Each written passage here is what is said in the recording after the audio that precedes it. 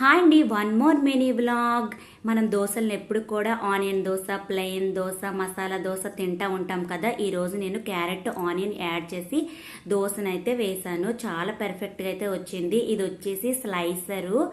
మనకి ఏ షేప్ కావాలంటే ఆ షేప్లో తురుముకోవచ్చు. ఇదైతే నాకు ఇది లేకపోతే నాకు పనే అవ్వదు అని అనుకోవచ్చు. అంత బాగా యూజ్ చేస్తాను దీన్ని అయితే నేను.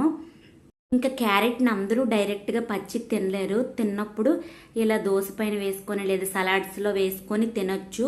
ఫ్రై చేసిన, బాయిల్ చేసిన క్యారెట్లో ఉన్న విటమిన్స్ పోతాయని అయితే నేను అనుకుంటాను. సో నేను ఇలానే క్యారెట్ని తీసుకుంటాను, లేదా జ్యూస్ రూపంలోనైనా తీసుకుంటాను. ఇంకా దోశ బ్యాటర్ని కలుపుకునేటప్పుడు బాగా కలుపుకోవాలి. అలా అయితే దోశ బాగా వస్తుంది, క్రిస్పీగా కూడా ఉంటుంది.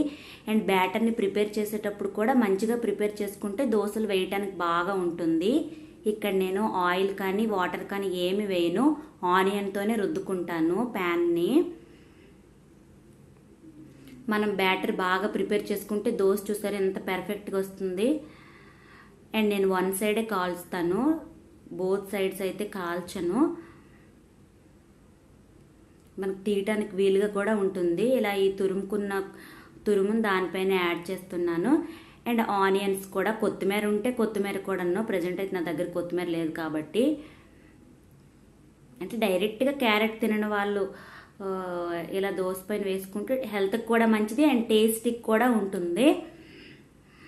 కొంతమంది దోశ బ్యాటర్ని, ఇడ్లీ బ్యాటర్ని వీక్లీ వన్స్ వేసేసి ఫ్రిడ్జ్లో స్టోర్ చేస్తారు. అలా చేయొద్దండి, హెల్త్కి మంచిది కాదు.